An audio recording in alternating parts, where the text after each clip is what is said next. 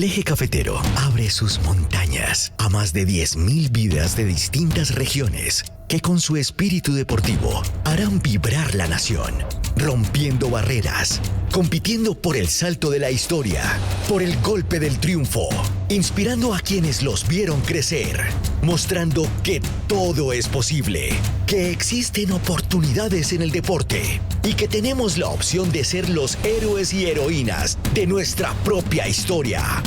Hoy ha llegado el día de construir un legado y batir récords, de ir por la de oro y que toda Colombia junta celebre los 22º Juegos Deportivos Nacionales y 6º Juegos Paranacionales Eje Cafetero 2023. Colombia, potencia de la vida.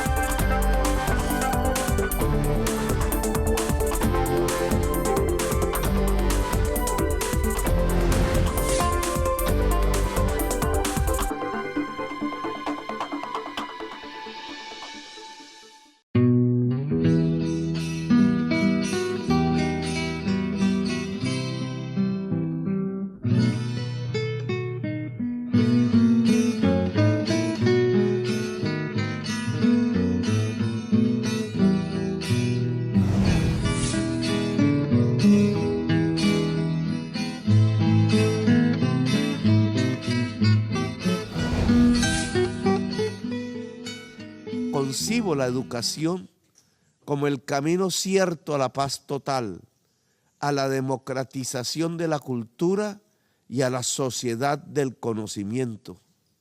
Así cambiará el poder desigual del mundo, el poder desigual de nuestras sociedades.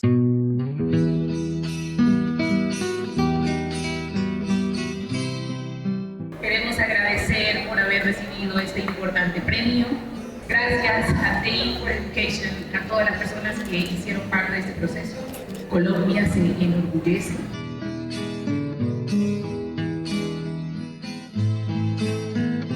Tenemos la mejor escuela del mundo.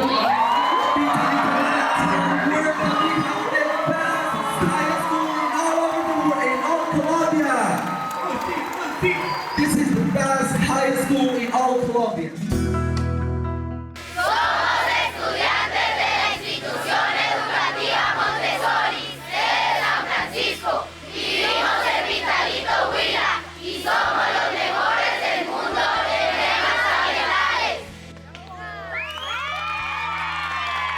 Soy caqueteño, florenciano, madre huilense, padre huilense también.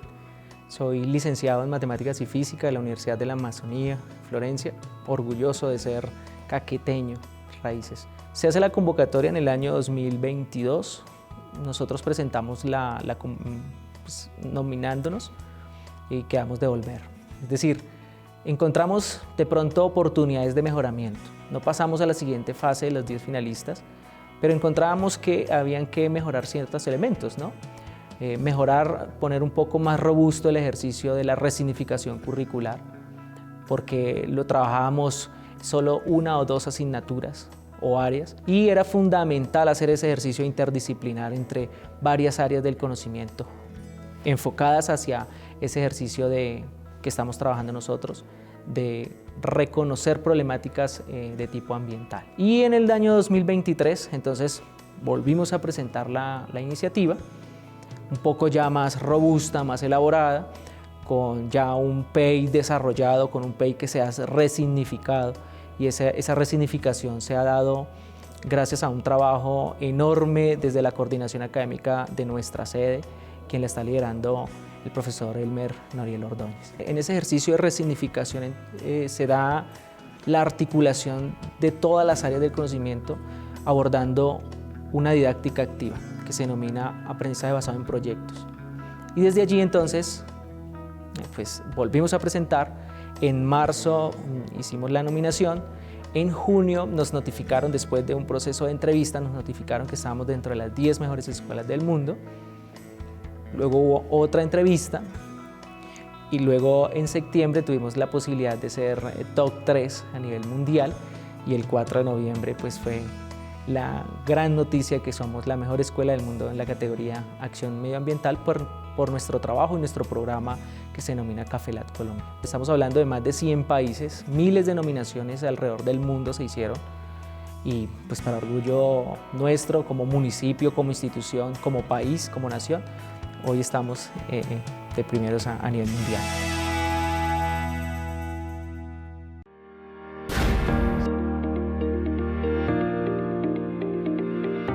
Cafelat nace en el 2017, justamente cuando yo solicito traslado de la mesa de Elías, donde trabajaba, hacia Pitalito. Y en el año 2017 empezamos a reestructurar ese ejercicio de la práctica pedagógica. Entonces es importante iniciar diciendo que Cafelat debe tener un soporte y ese soporte es justamente la reconfiguración de la práctica pedagógica. Si eso no sucede, se nos queda Cafelat en una actividad más de un profesor con 30 estudiantes en un aula de clase.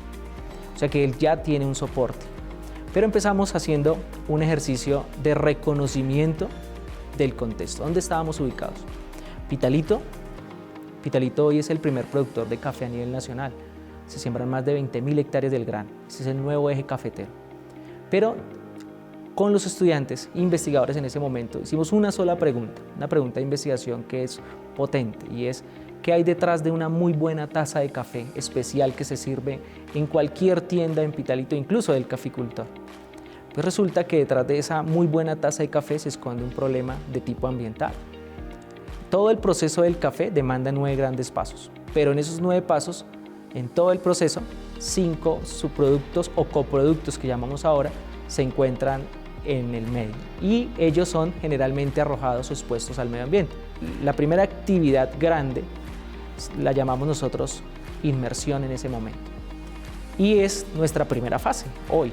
Esa primera fase que denominamos inmersión lo que busca es que el estudiante primero reconozca cuál es la disposición final de esos residuos que llamamos residuos en las veredas donde estamos localizados, San Francisco, Santa Inés y Holanda. Y para hacer esa radiografía, entonces, desde la metodología de la investigación y desde el aprendizaje basado en proyectos, entonces ubicamos lectura antecedentes con los estudiantes y en esa lectura antecedentes es ubicar un estado del arte, hacer salidas pedagógicas por campo para encuestar, entrevistar, para estar cerca del problema, es decir, hacer inmersión. Pero a su vez empezamos a programar con sensores para hacer mediciones en campo de cuál era la calidad del agua que se estaba presentando en ese momento y otros variables u otros factores que intervienen allí en esa contaminación. Una vez se tiene esa fase que denominamos inmersión, entonces pasamos a la fase 2. Y la fase 2 denominamos transferencias. ¿Cómo transferimos esa disposición final, ese diagnóstico, ahora a una solución? Y esa solución la denominamos nosotros retos STEM. Y los retos STEM para nosotros tienen 4 elementos. Un diseño de una solución, un prototipo de ella, una prueba y una evaluación a través de la escalera de la metacognición. Allí el estudiante, o mejor el grupo de estudiantes que denominamos nodos, se encarga de diseñar, prototipar una solución, de probar y luego de evaluar para volver a iterar y obtener un producto final. Y allí estos grupos, es de aclarar, que están direccionados por una mujer, por equidad de género, que se denomina directora científica. Ya con la fase 1, que denominamos nosotros inmersión, y la fase 2, que denominamos transferencia, pasamos a una etapa 3, que es la que más nos gusta a nosotros, que es la fase de comunicación. Y en la fase de comunicación lo que buscamos es desarrollar en los estudiantes competencias escritas y competencias orales. Y en las competencias escritas, el estudiante se encarga de realizar fichas técnicas de los productos que elabora en la transferencia, de desarrollar fichas técnicas de la fase de inmersión, todo este diagnóstico que ha elaborado, pero también en eventos donde participa a nivel regional, nacional e internacional para sensibilizar al mundo entero que hay detrás de una muy buena taza de café. ¿Qué sucede con la fase 1, la fase 2 y la fase 3? Ellas son excusas y obtener un producto, por ejemplo, con la pulpa del café y las aguas mieles, puedo generar y almacenar energía eléctrica, es posible. Pero para nosotros ese producto cualquier persona lo puede realizar. Realmente lo más importante para nosotros como grupo, como familia Cafelat, es desarrollar competencias en los estudiantes.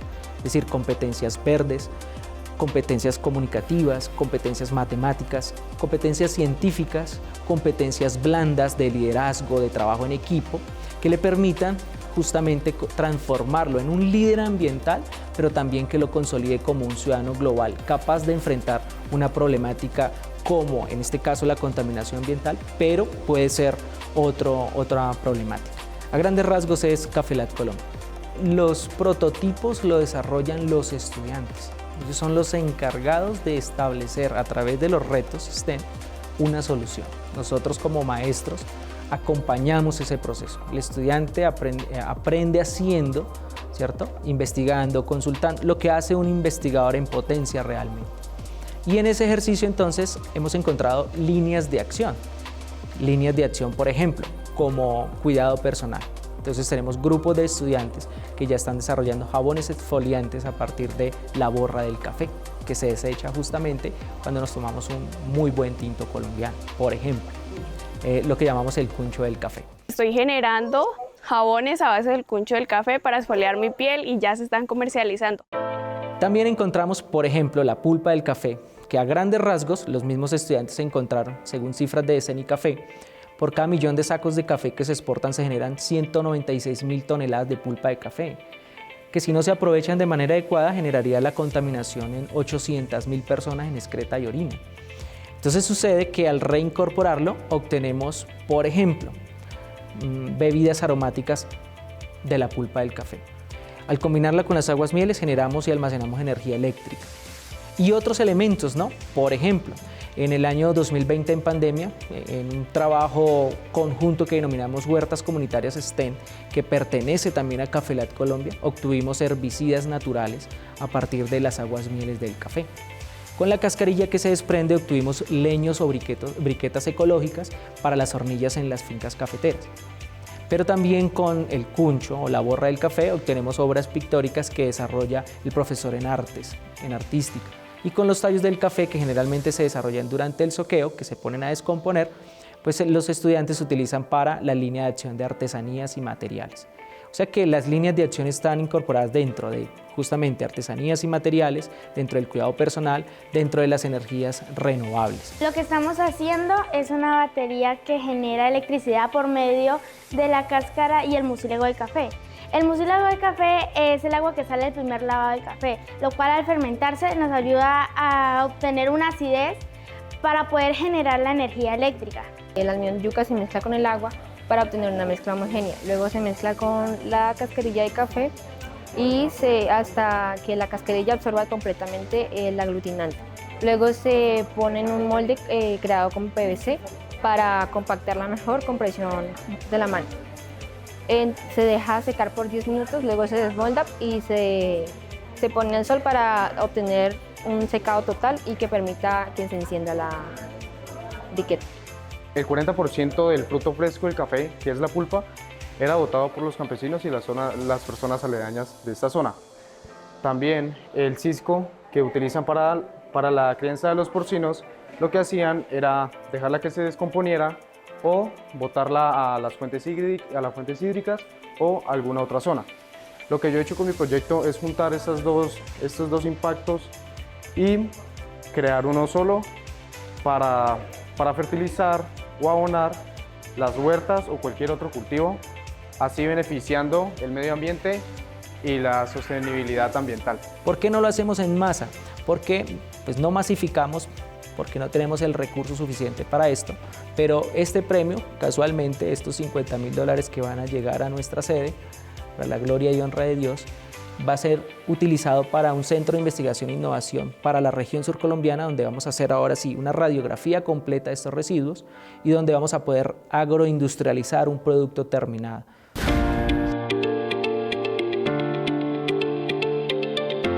Nosotros hablamos del desarrollo en los estudiantes, del desarrollo de competencias blandas, de liderazgo, de trabajos en equipo.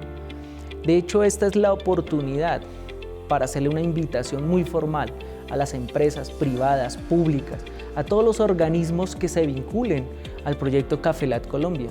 Y no solo al proyecto Café Lat Colombia, a nuestra región, para desde allí seguir trabajando en pro beneficio de la sostenibilidad ambiental y el tejido social. Por eso nuestro propósito, nuestra visión como institución justamente es consolidarnos como ese centro de investigación para replicar la propuesta. Si lo hablamos desde el ejercicio piloto, el proyecto emerge o nace en la sede de San Francisco. Y esa sede de San Francisco pertenece a la Institución Educativa Municipal Montessori. La institución en general cuenta con 3.300 estudiantes aproximadamente, estamos hablando de 126 profesores, pero nuestra sede cuenta con 380 estudiantes aproximadamente, desde grado preescolar hasta grado 11º, con 16 docentes aproximadamente y un gran coordinador académico. ¿Eso qué quiere decir? Que esa sede, solo si hablamos de la sede como prueba piloto, son líderes ambientales. Desde grado preescolar, el niño, desde preescolar hasta grado 11º, ya está desarrollando en sus secuencias didácticas un ejercicio maravilloso desde Cafelat y desde otras problemáticas que ya están emergiendo también allí.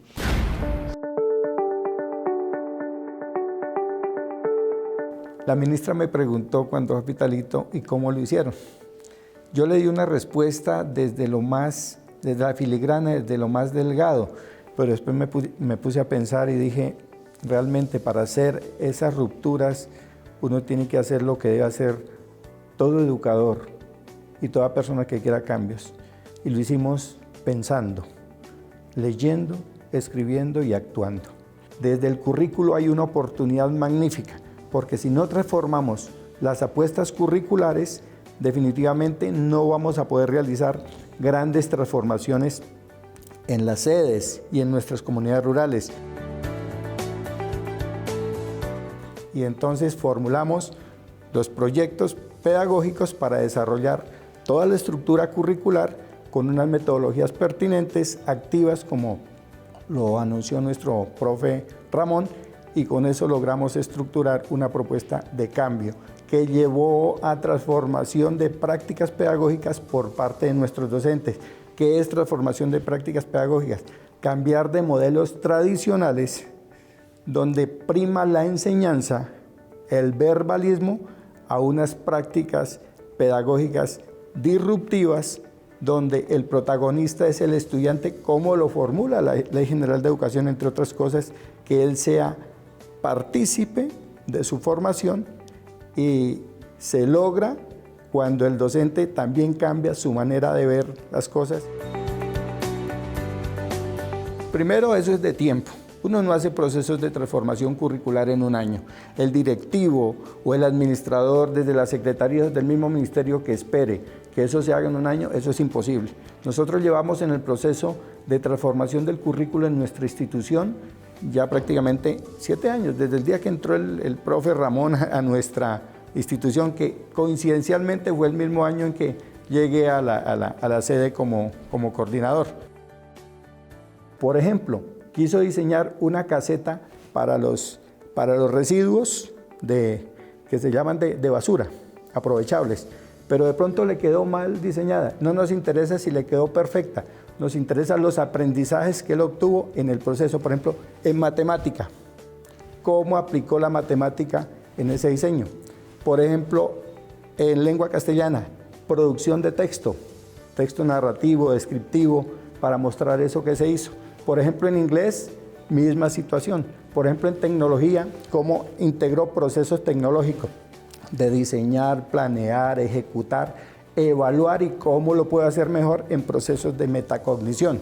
Y eso, por supuesto, está en todo el diseño de currículo que hemos formulado. Todas esas cosas nos han llevado a que el estudiante, por supuesto, encuentre una manera diferente de afrontar un acercamiento al conocimiento y no una transmisión de información que nos la da un libro o nos la da el docente, que si es de manera desde el docente directamente hacia el estudiante, pues se convierte en eso que se llama conocimiento chatarra.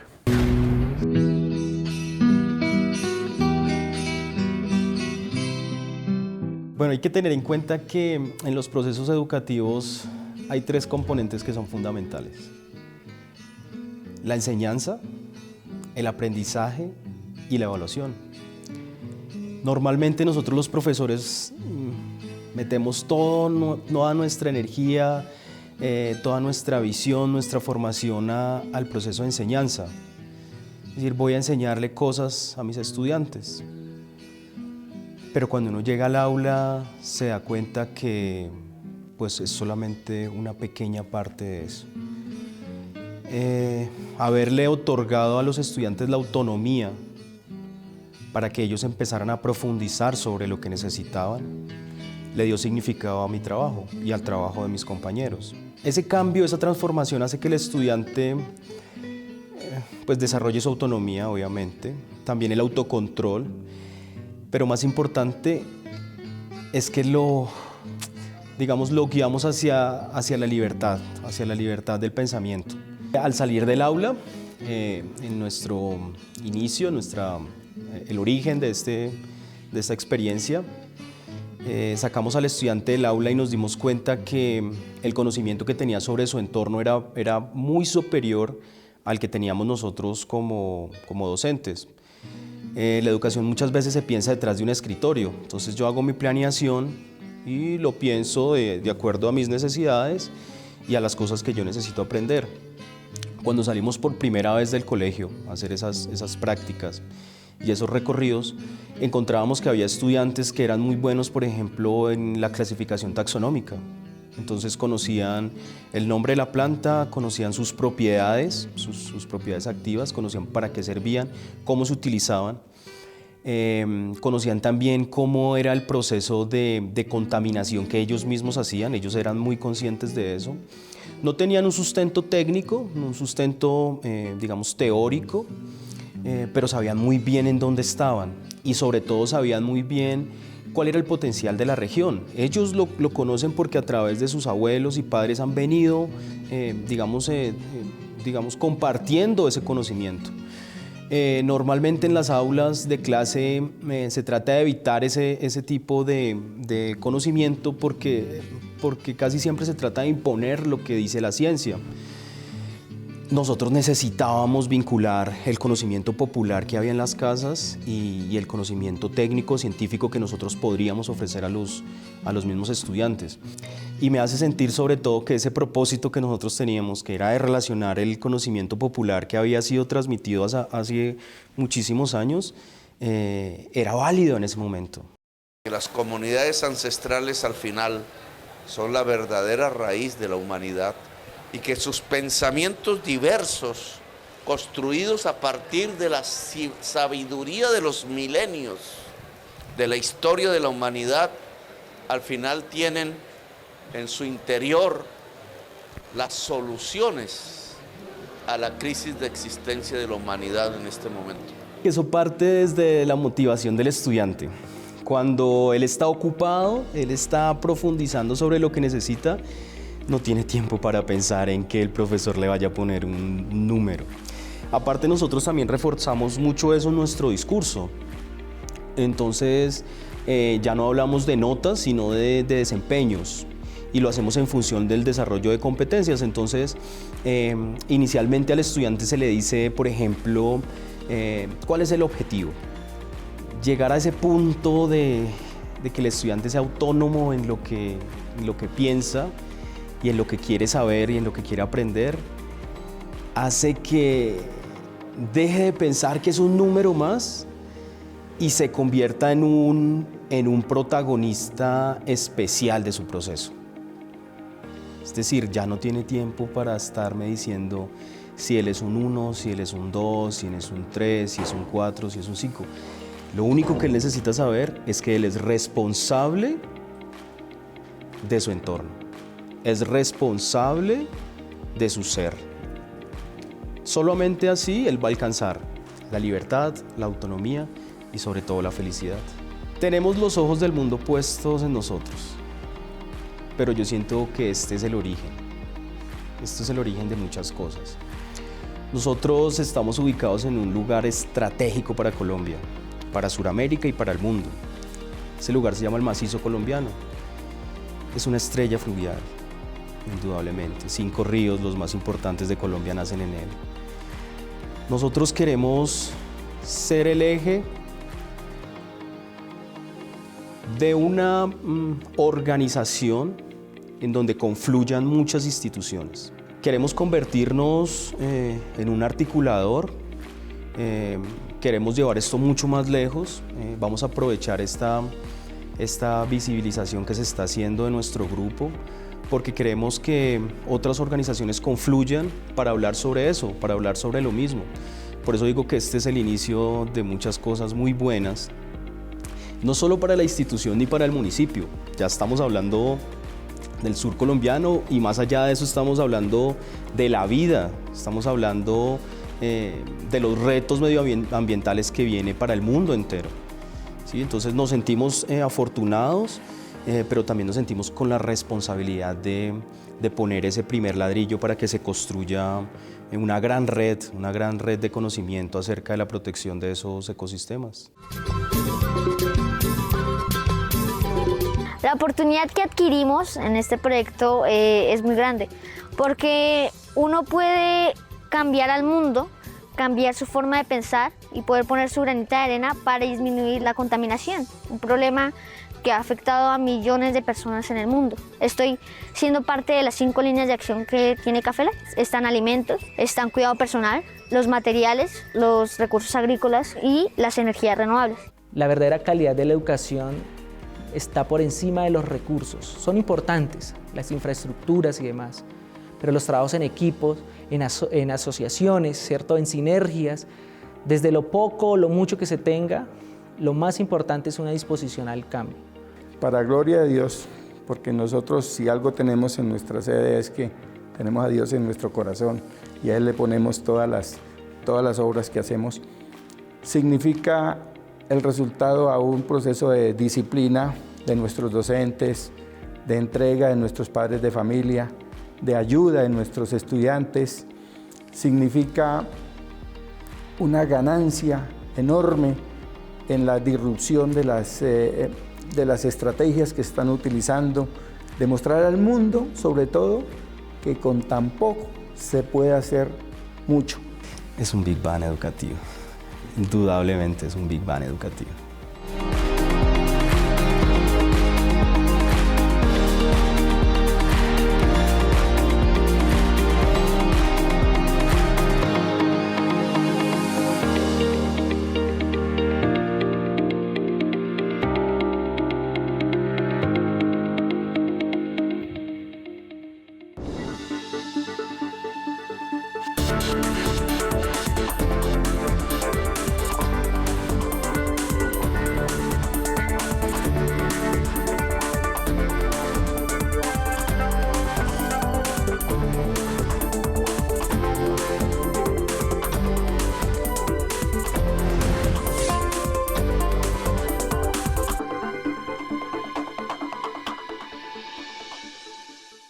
Colombia, potencia de la vida.